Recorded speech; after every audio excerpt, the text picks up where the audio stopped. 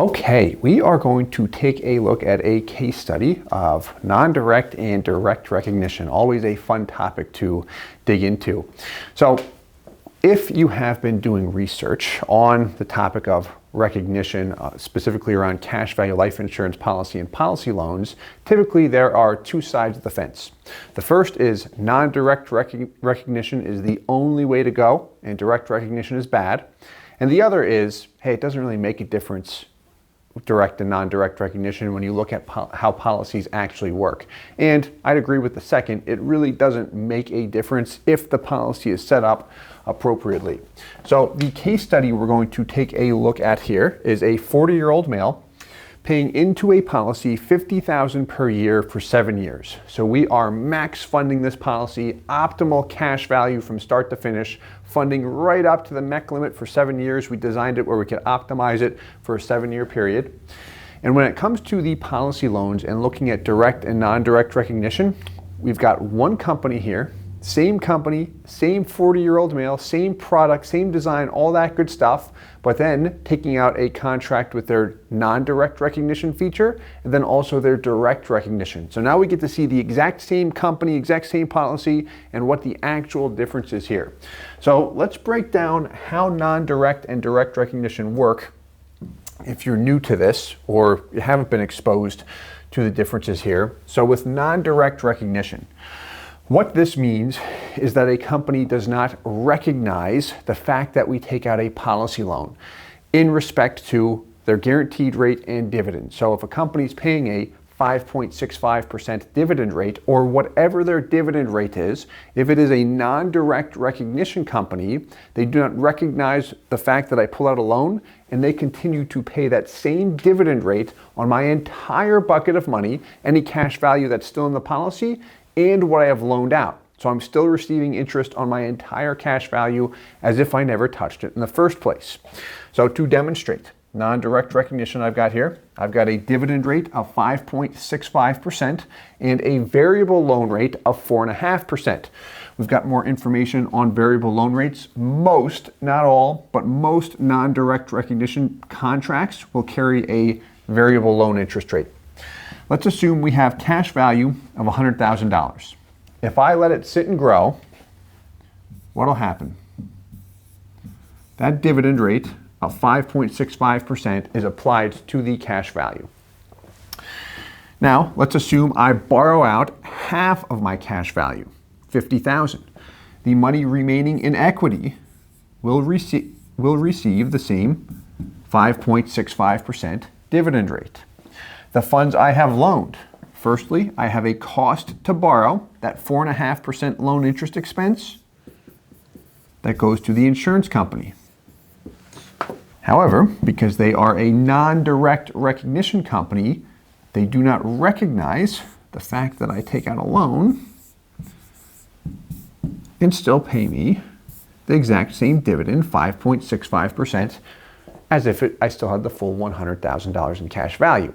Now, how they do that, one, I do have a cost to borrow, but a thing we don't have up here is in respect to the death benefit, they will collateralize one's death benefit dollar for dollar. So if I had a $500,000 life insurance death benefit and I loaned out $50K here, I'd see my death benefit drop from $500 to $450. So that is the collateral against the policy when I take that loan out. So that's non-direct recognition. If I borrow and repay, everything will be restored to exactly what it would have been as if I never touched it in the first place. Direct recognition. Same company, same case study, 5.65% for the dividend rate. Fixed loan rate at 6%. So on paper now, I've got a negative spread. Whereas with the non-direct recognition, I did not have a negative spread. It looked like a positive spread. Now the thing is, here's exactly how it works. So if I just let my money sit and grow, I'd have that 5.65% dividend. Now, because they are a direct recognition company, it's going to work different than that. Any money still in cash value. So same scenario here. I loan out $50,000. What's going to happen is the $50,000 I did not touch, still in cash value or still in equity, call it, receives the same 5.65% dividend rate. The loan dollars, I have a cost to borrow at 6%, which goes to the insurance company. They also collateralize the death benefit, just like a non-direct recognition company. Here's the difference. They are a direct recognition company, so they directly recognize the fact that I take a loan out. They still pay dividends to my full $100,000. Let me say that again. They still pay dividends. A direct recognition company still pays dividends on the full cash value. The difference is the loaned portion, $50,000 in this example, receives an adjusted dividend rate. Some companies will reduce it, some will raise it.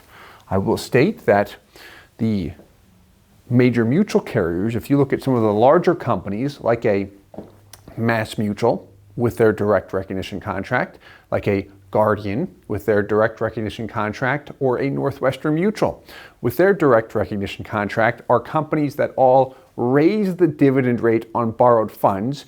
This way, policyholders do not feel like they're going to be punished, per se, for taking out a policy loan. So direct recognition does not automatically mean that a company is going to reduce the dividend rate on borrowed funds. Doesn't work like that. We're going to demonstrate that in a second here. We at our company, when we work with individuals, use both, by the way. So what's happening here? They are paying a 6% dividend rate on the loan portion. So another way to put it is that $100,000, in this example, I borrowed 50%. 50% receives the 5.6% rate, and the other 50% that's leveraged receives a 6% dividend rate. Still yielding dividends on the entire bucket of money, but it depends how much is leveraged and how much is not leveraged. Let's take a look here at some numbers, right? The fun stuff. All right. So what we've got here on the left, anytime we look at policy loans, it is very, very valuable to look at an example without any loans, meaning what does the policy look like when I just pay money in and let it sit and grow? So our case study was a 40-year-old male paying in $50,000 for 7 years, which, by the way, this would all be relative if it's $5,000 for 7 years or $500,000 for 7 years. Well designed, and you can see that breaking even between years 3 and 4. The $1.45 million death benefit, kind of an oddball number, was designed to obtain a MEC limit of what we needed to pay in $50K for 7 years. So this displays what the policy looks like if I just let it sit and grow. So first things first, let's look at non-direct recognition. That's with the loan rate at 4.5%.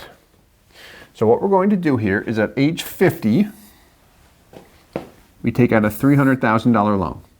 We can take loans anytime we want. We've got a ton of content on policy loans that we can provide to you as well. What's the impact of that $300K loan? Remember, the death benefit is collateralized.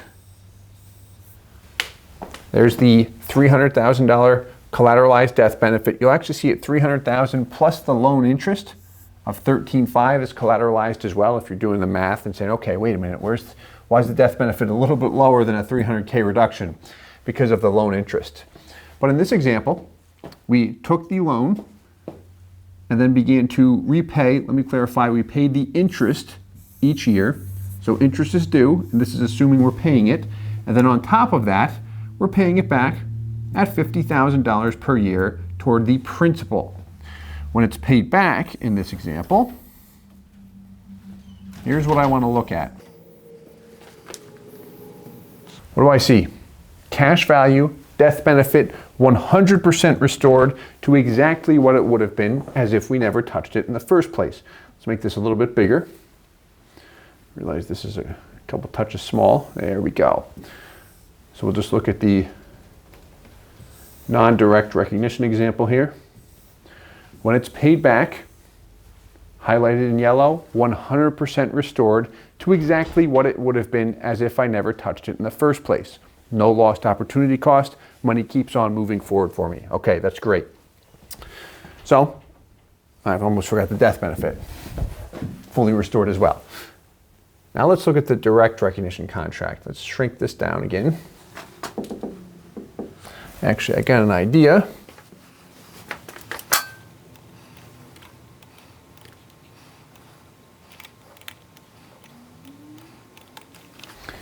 Flip-flop. Let's put the direct recognition next to the growth example. Really, because what I want to look at anytime we take out a policy loan is, again, what's the impact of that loan? How does it affect my actual policy and the performance and such?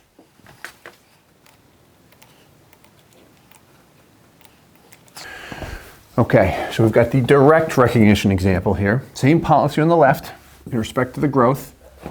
Loan and repay with direct recognition. Exact same policy, and in fact, you'll see that through year 10.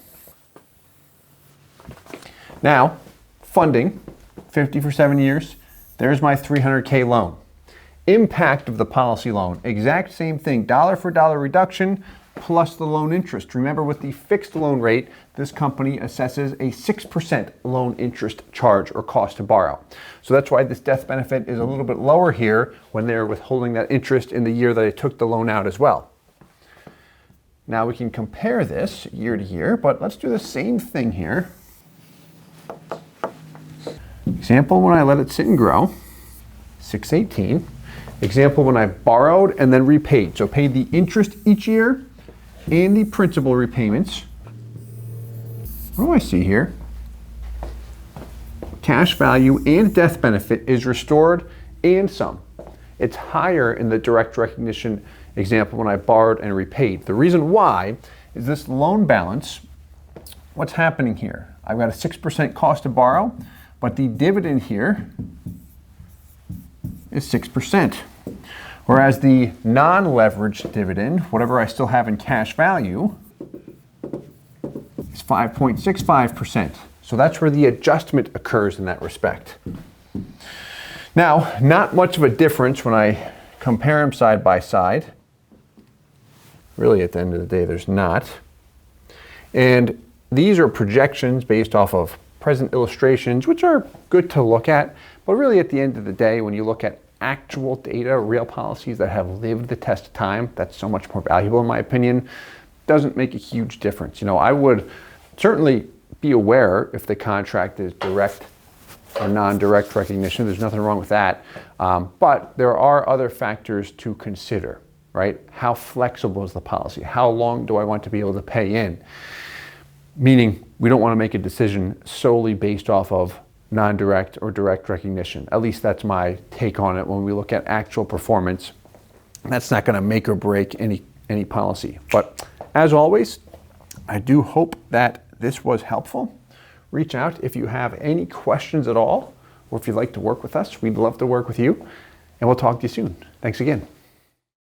Hey guys, Steve Parisi here. If you enjoyed the content you just saw, please subscribe, like, and hit the notification bell for future videos. If you'd like more information or to see some custom policies for yourself, feel free to call or email our offices at the contact information below.